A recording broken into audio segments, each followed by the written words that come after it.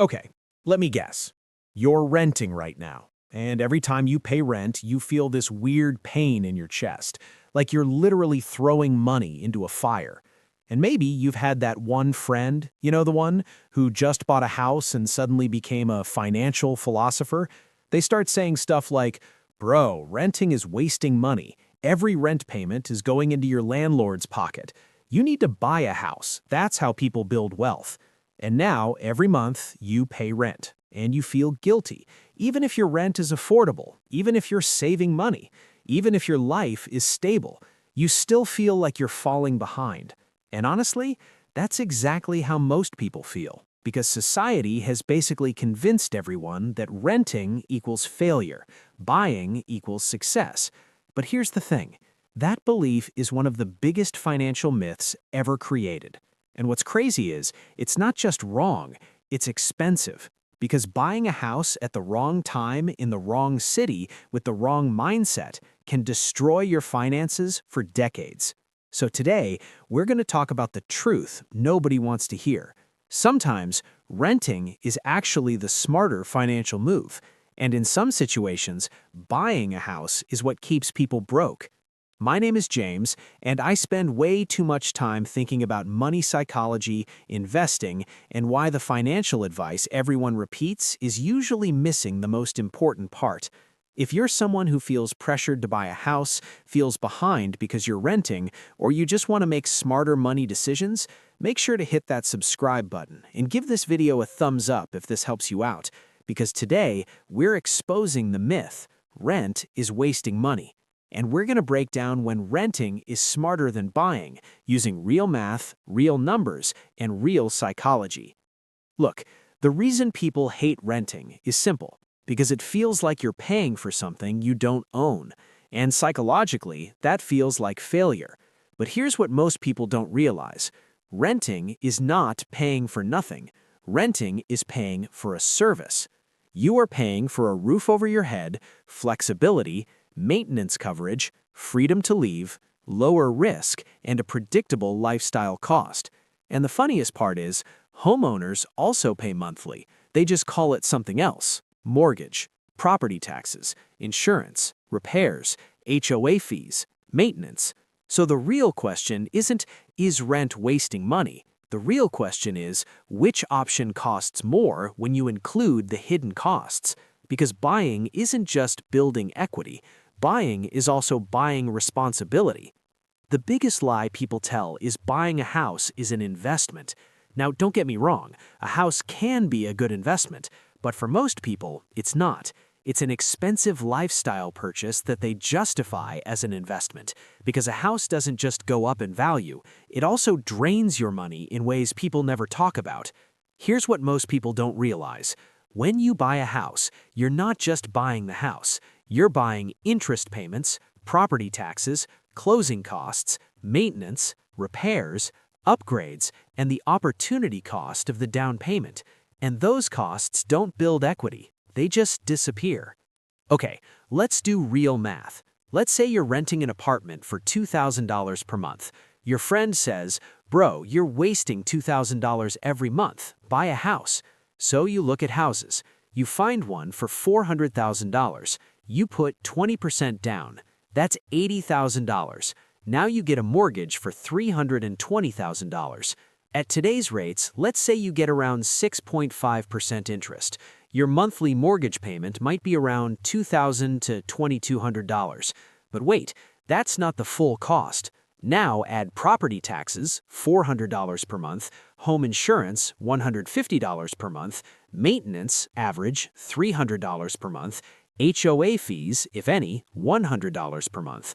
Suddenly, your $2,000 mortgage becomes $2,950 per month, almost $3,000. And that's not even including repairs.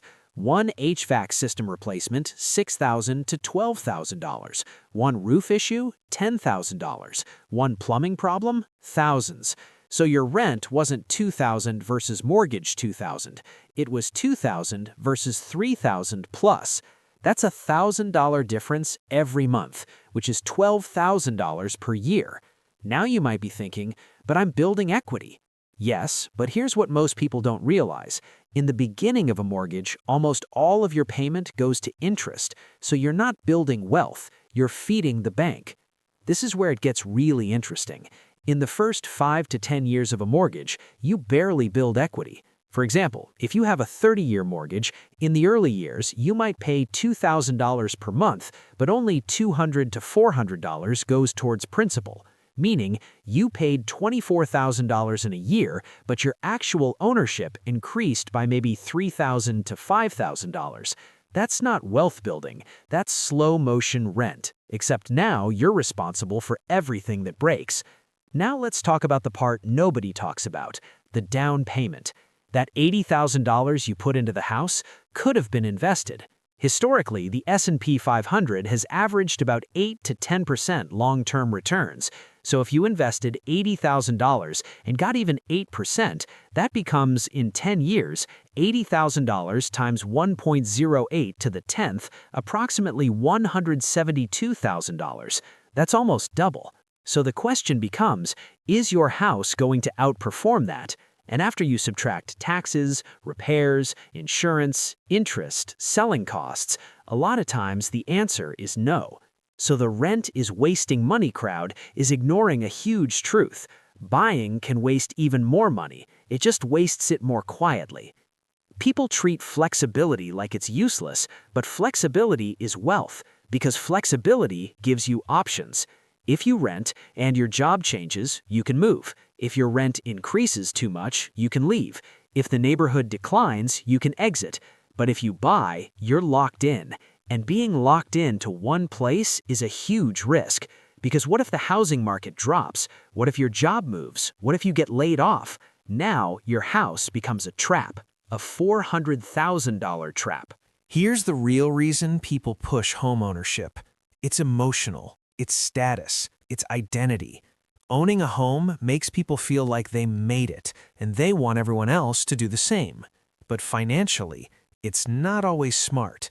This is the psychology shift most people need. Renting is not failure. Renting is a strategy. Buying is not always success. Buying is a commitment, and commitments can be dangerous if your finances aren't ready. All right, here are situations where renting is objectively smarter.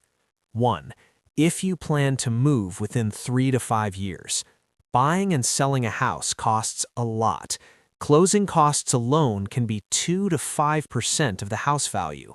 On a $400,000 home, that's $8,000 to $20,000. Then when you sell, real estate agent fees can be 5 to 6%. That's another $20,000 to $24,000.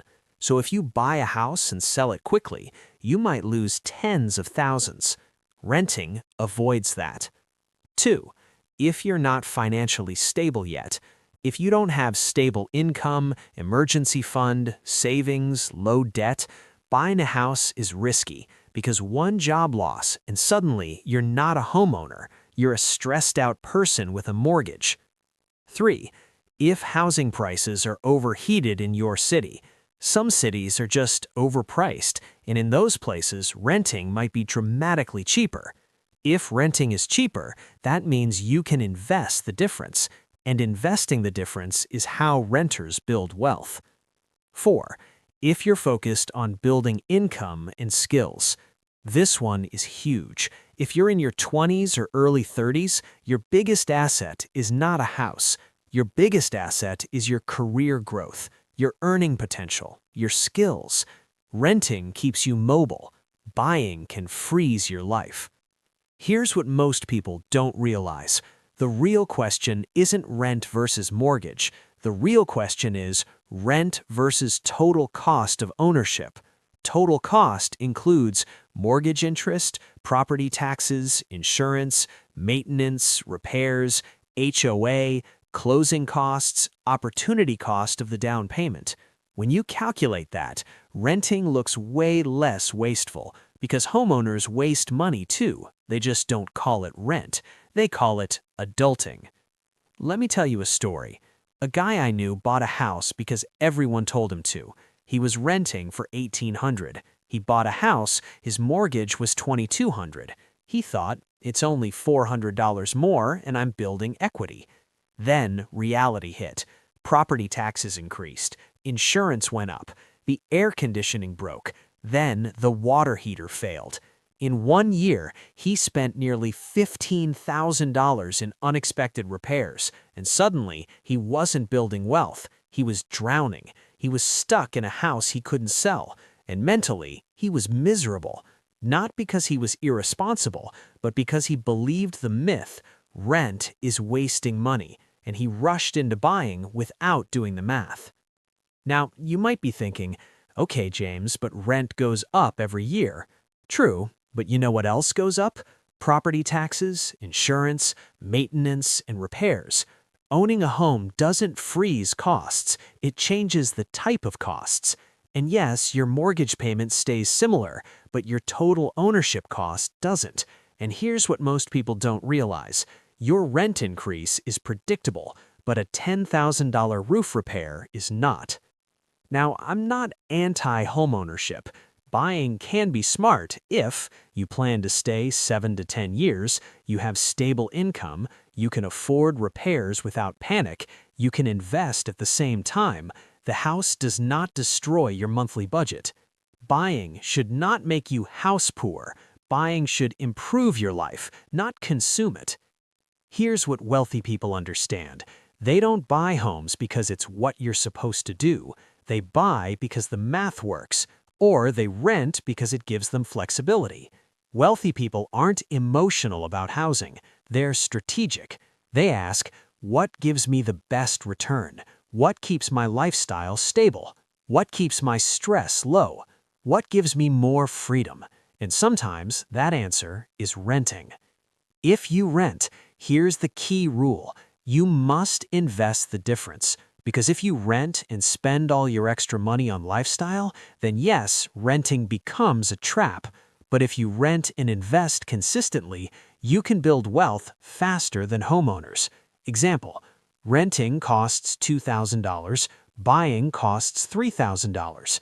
Difference, $1,000 per month. Invest that $1,000 monthly at 8% for 20 years. That becomes around $590,000 plus.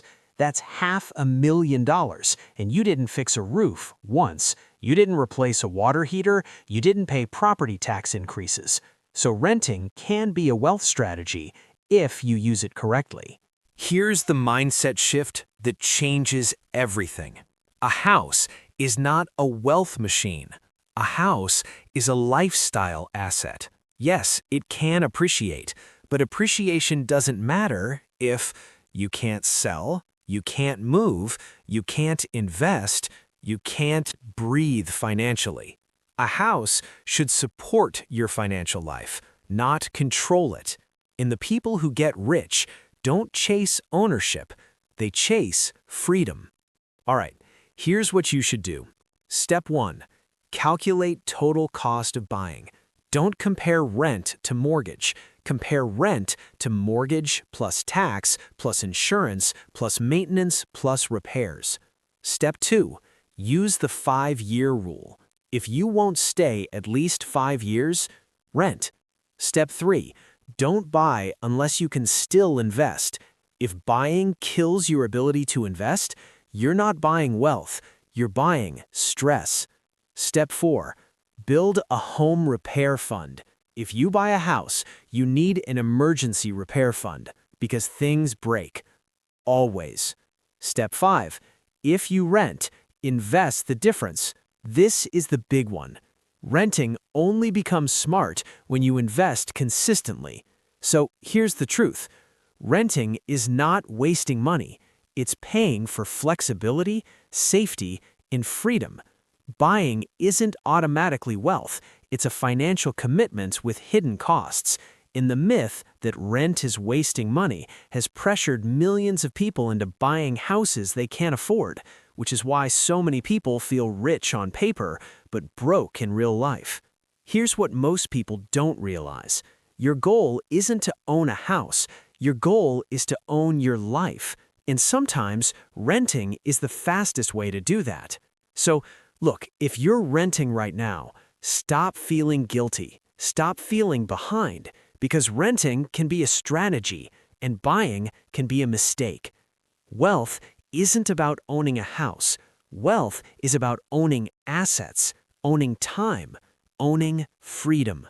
Do the math, make the decision that fits your life, not your ego. And if you're someone who wants more videos like this, breaking down the money myths everyone believes, hit that subscribe button and comment below, renting is a strategy. Because once you understand that, you stop chasing status and you start building wealth.